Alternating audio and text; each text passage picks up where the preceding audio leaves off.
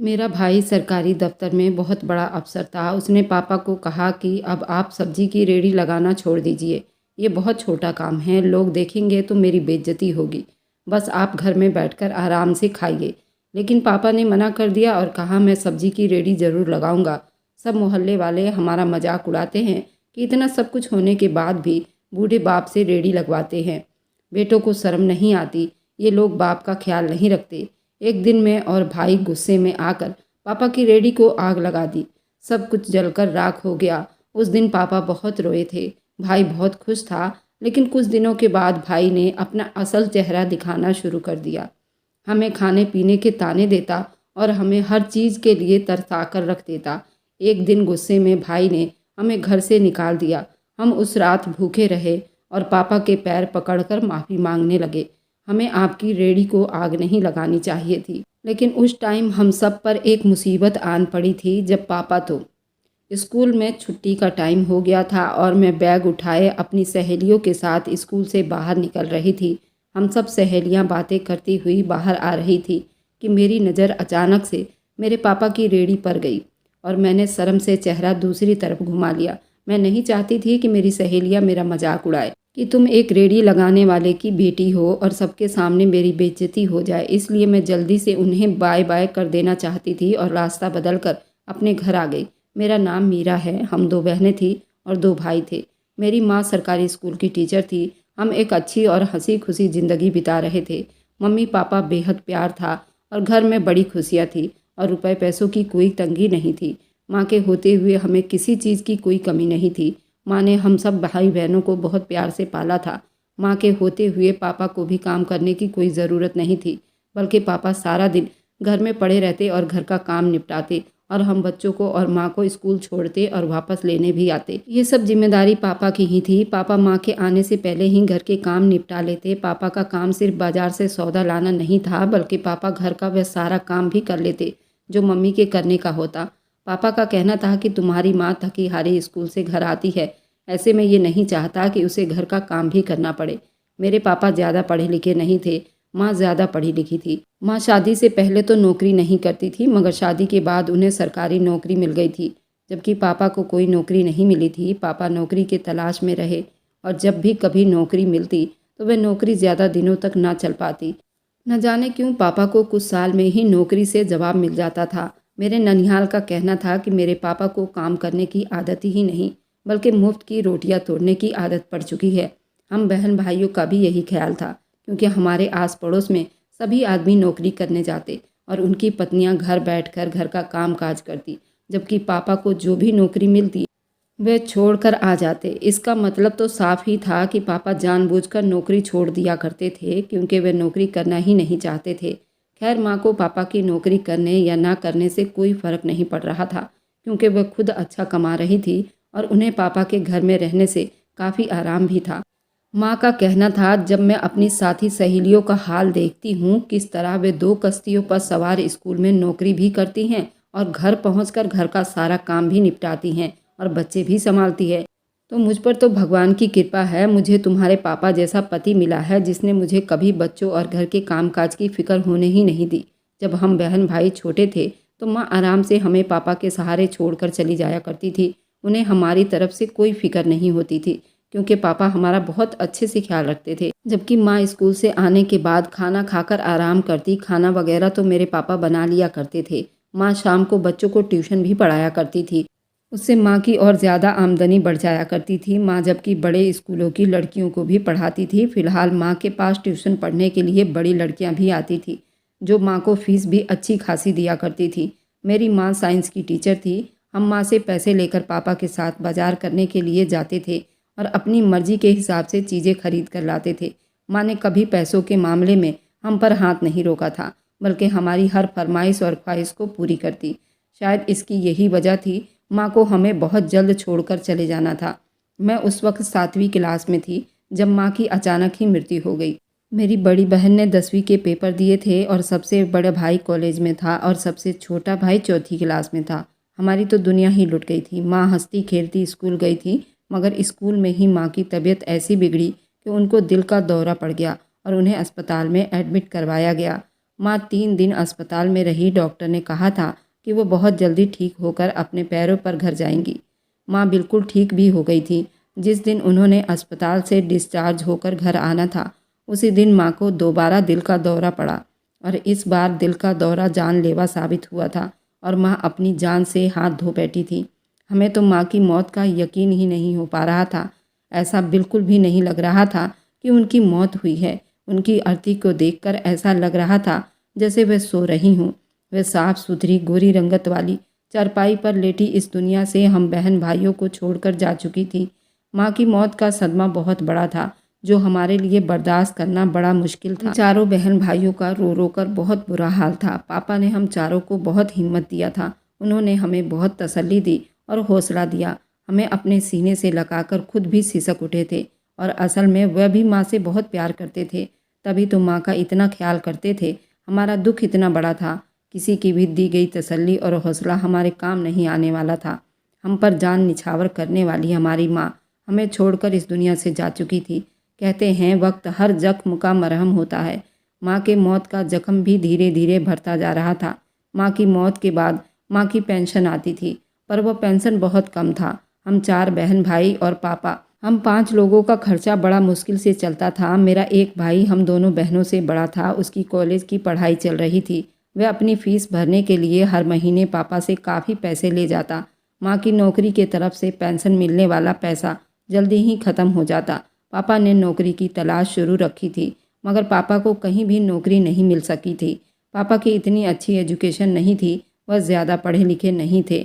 इस हिसाब से नौकरी उनको अच्छी नहीं मिल रही थी जैसा वह चाहते थे। पापा को नौकरी की आदत कहाँ थी। पापा ने एक रेहड़ी खरीद ली और उस पर अलग अलग चीज़ें बेचने का काम करने लगे। पापा मौसम के हिसाब से अपनी रेहड़ी को सजाते और रेहड़ी को लेकर घर से निकल जाया करते। कभी वह मौसमी फल बेचते तो कभी मौसमी सब्जियाँ, कभी बच्चों के खाने पीने की अलग अलग चीज़ें। वो पूरे शहर में जगह जगह फिरते और चीज़ें बेचने की कोशिश करते। पापा शाम को अपने साथ कुछ पकाने के लिए भी ले आते। घर का काम अभी भी पापा ही कर रहे थे। वे शाम को थके हारे आते और आकर हम बहन भाइयों के लिए खाना पकाकर हमें खिलाते। पापा ने कभी हम पर कभी ये बोझ नहीं डाला था कि हम घर का काम करें या उनके लिए खाना पका कर रखें। माँ जब जिंदा थी तब भी वह घर का सारा काम किया करते थे और माँ के मौत के बाद भी वह घर का सारा काम खुद ही निपटा लेते।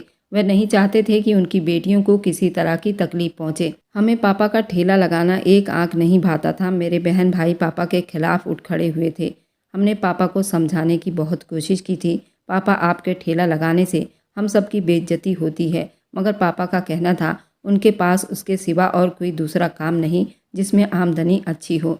इसी ठेले से तुम लोगों का पालन पोषण अच्छी तरह से हो रहा है। हम ये चाहते हैं कि पापा को कोई इज्जत की नौकरी मिले, क्योंकि हमारे ख़ानदान में सभी लोग पढ़े लिखे थे और नौकरी करने वाले थे, बहुत ज़्यादा कमाते थे और इज्जत की नौकरियां करते।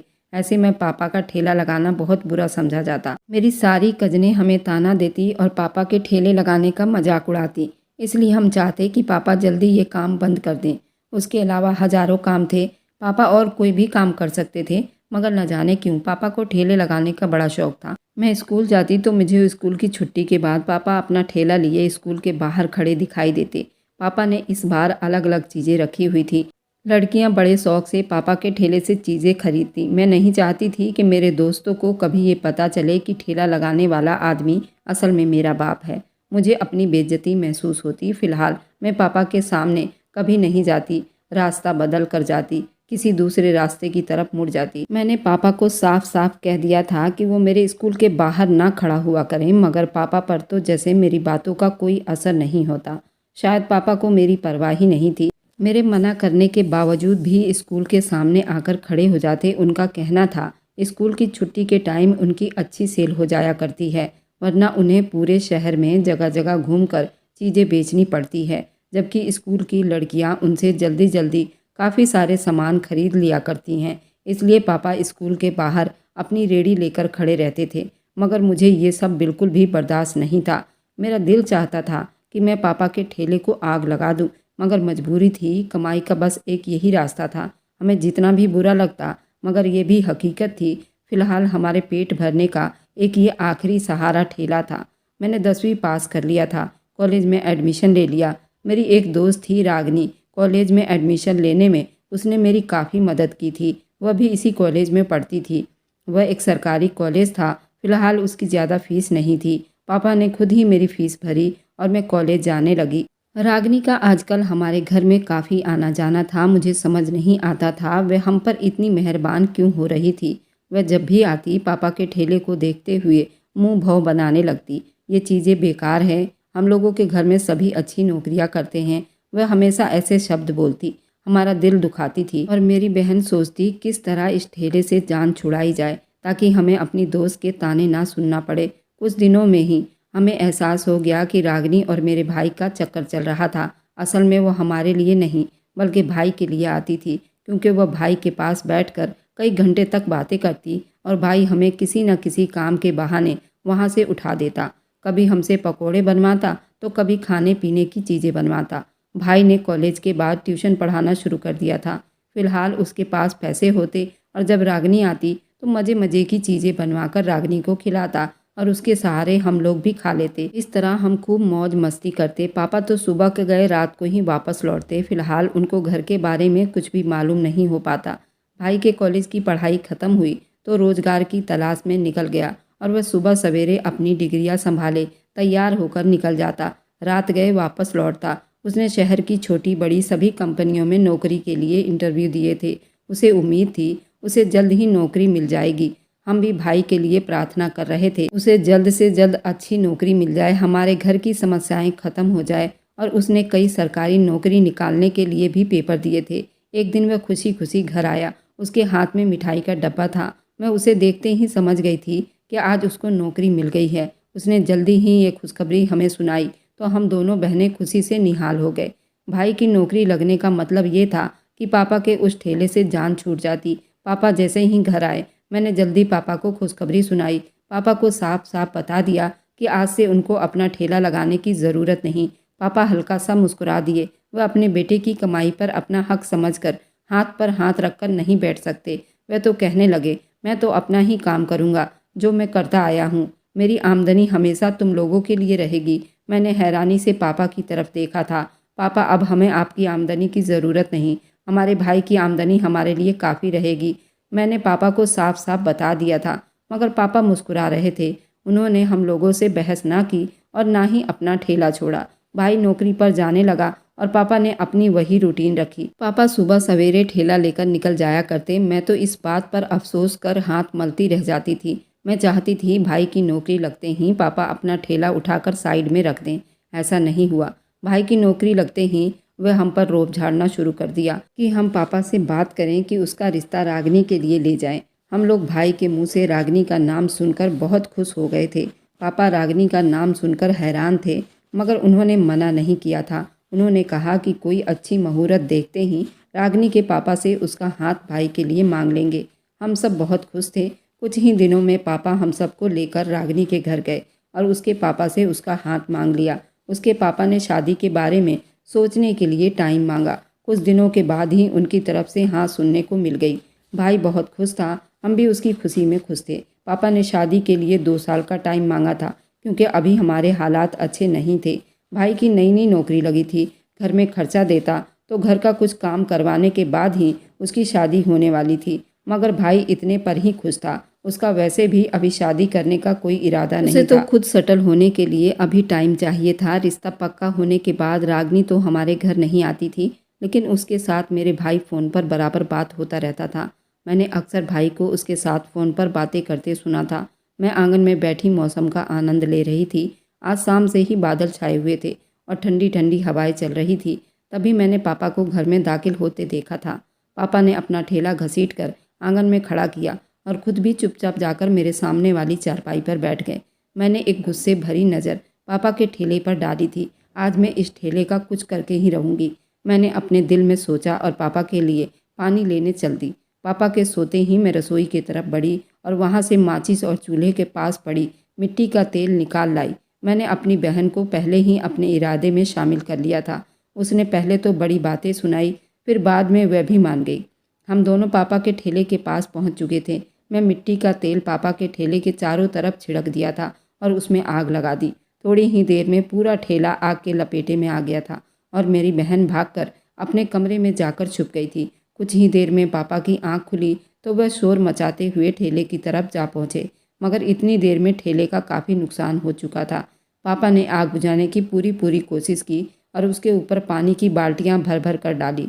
कुछ ही देर में आग तो बुझ गई, मगर ठेला इस काबिल नहीं था कि उसको इस्तेमाल में लाया जा सके। मैं और मेरी बहन निकलकर चुप से बाहर खड़ी हुई और पापा को आग बुझाते देख रही थी। पापा ने एक अफसोस भरी नज़र हम दोनों पर डाली और सर पकड़कर रोने लगे। हम भी पापा को झूठी तसल्ली देने बैठ गए, मगर हम दिल से बहुत खुश थे कि आखिरकार इस ठेले से जान छूट गई।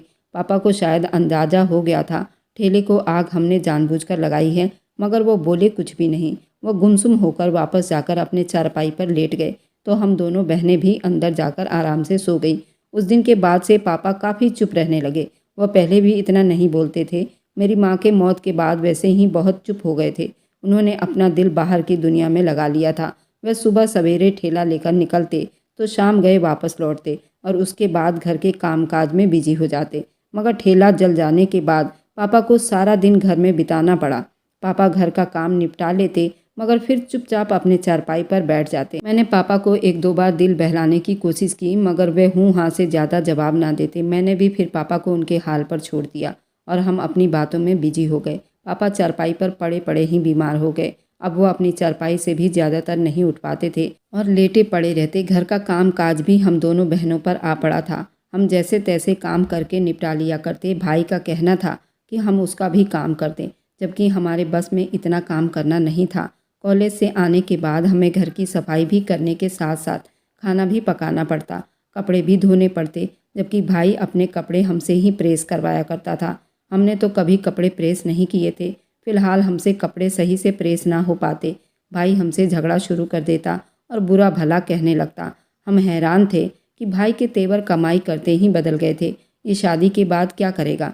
हमें मालूम था कि उसकी होने वाली पत्नी रागनी किस तरह तेज नखरे वाली औरत थी। पापा चारपाई पर पड़े पड़े खांसते रहते, मगर भाई दवाई तक नहीं लाकर देता। मैं दिन में उसको कई बार याद दिलाती थी पापा की दवाई लेते आना, मगर वह फिर भी यही कहता मैं भूल गया, और कभी कहता पैसे ख़त्म हो गए हैं, तनख्वाह मिलेगी तो ला दूंगा। वह घर का थोड़ा बहुत ही सामान लाता, जबकि उसकी अच्छी खासी तनख्वाह थी और शाम को फ्री होकर वह ट्यूशन भी पढ़ाया करता था। मगर न जाने वह सारे पैसे कहाँ खर्च कर देता।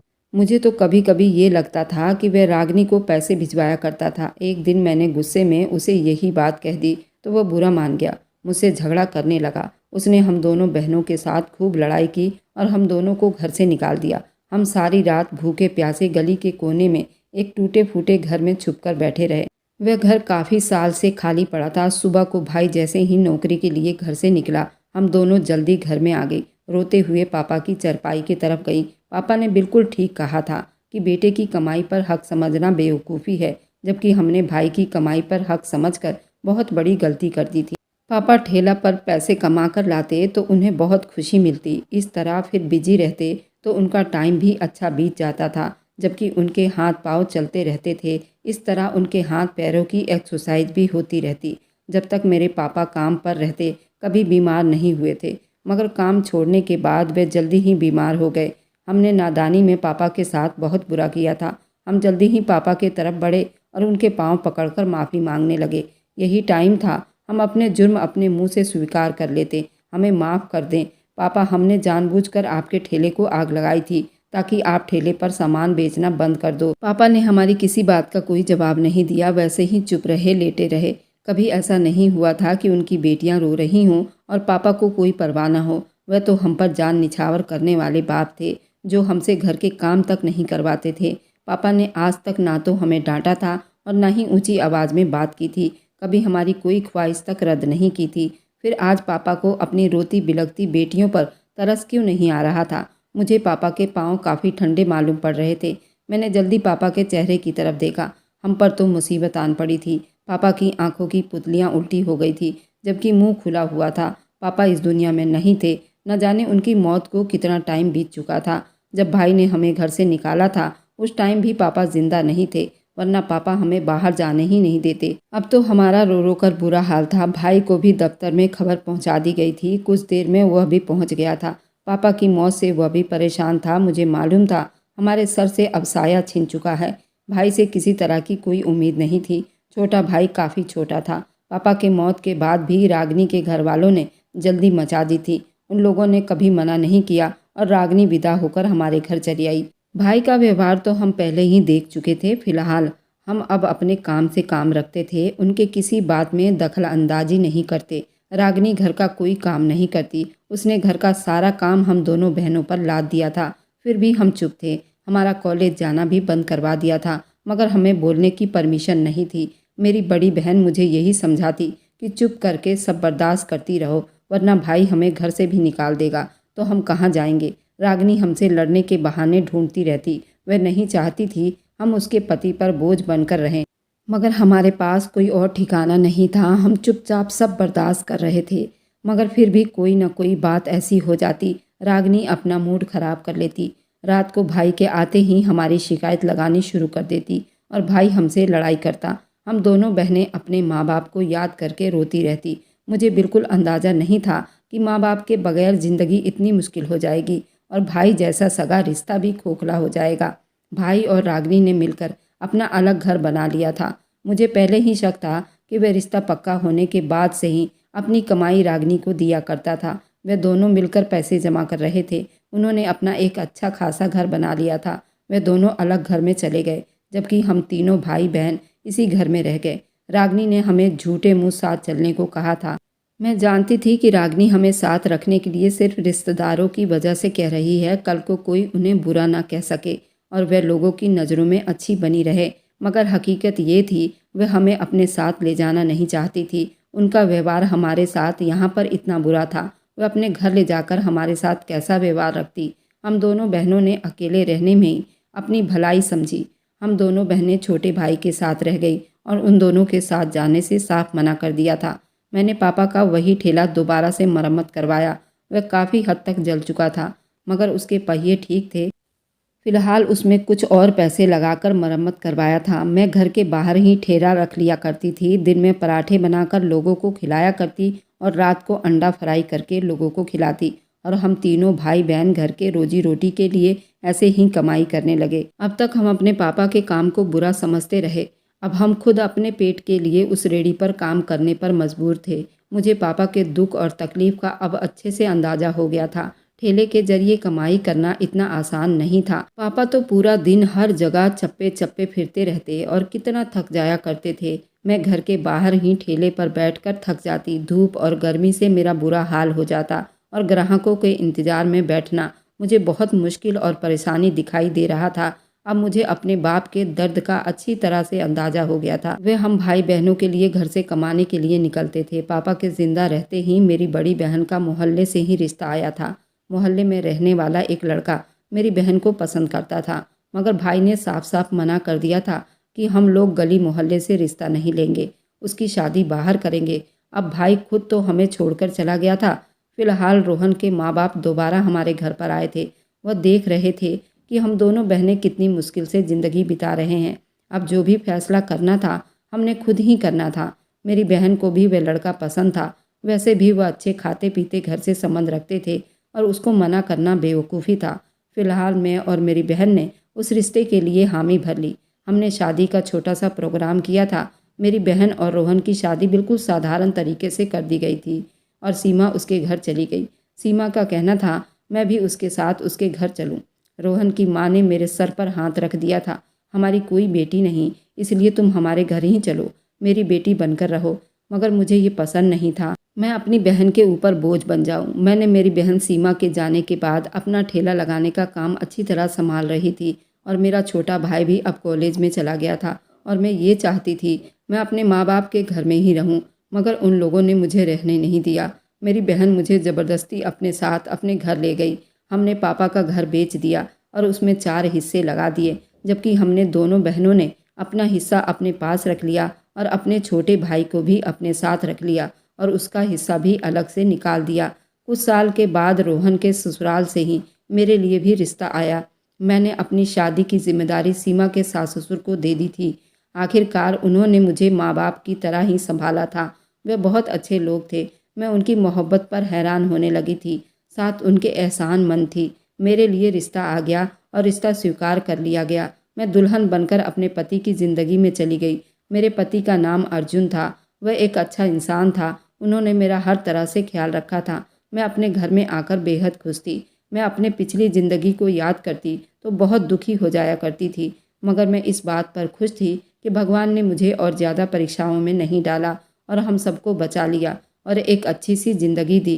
कुछ दिनों के बाद मेरे छोटे भाई की भी नौकरी लग गई थी। वह प्राइवेट कंपनी में जॉब करता था, लेकिन तनख्वाह उसकी बहुत अच्छी थी। उसकी शादी भी हमने अपनी ही नंद से करवा दी थी। वह हम दोनों बहनों को बहुत चाहता था और हर त्यौहार पर हम दोनों बहनों को बुलाया करता। और मेरा बड़ा भाई हम लोगों से कोई मतलब नहीं रखता था। उसकी दुनिया अलग थी और हमें भी उसकी कोई ज़रूरत नहीं थी। हम तीनों बहन भाइयों के तो बच्चे हो गए थे, वहीं पर रागनी को और मेरे बड़े भाई को इतने साल शादी के हो जाने के बाद भी एक भी बच्चा नहीं था। और अब तो मेरे छोटे भाई के भी 2 बच्चे हो गए थे। मेरे ये कहानी सुनाने का यही मकसद था कि काम कभी भी छोटा बड़ा नहीं होता।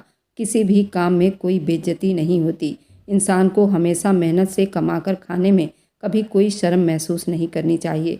भीख मांगकर खाने से तो अच्छा है कि मेहनत करके खाएं। और घर में चाहे कोई भी हो, किसी के कमाई पर आसरा ना लगाएं। अपनी मेहनत के कमाई पर ही अपने घर की बुनियाद खड़ी करें। अगर आपको आज की कहानी पसंद आई है तो वीडियो को ज़रूर लाइक कीजिएगा और अपने दोस्तों के साथ शेयर भी कीजिएगा। और हाँ, अगर आपने अभी तक हमारे चैनल को सब्सक्राइब नहीं किया है तो ज़रूर सब्सक्राइब कर लीजिए। मिलते हैं हम अपनी कल की एक और नई दिलचस्प कहानी के साथ। मुझ पर सदा अपना प्यार और स्नेह बनाए रखें। सभी को मेरा प्यार भरा नमस्कार दोस्तों।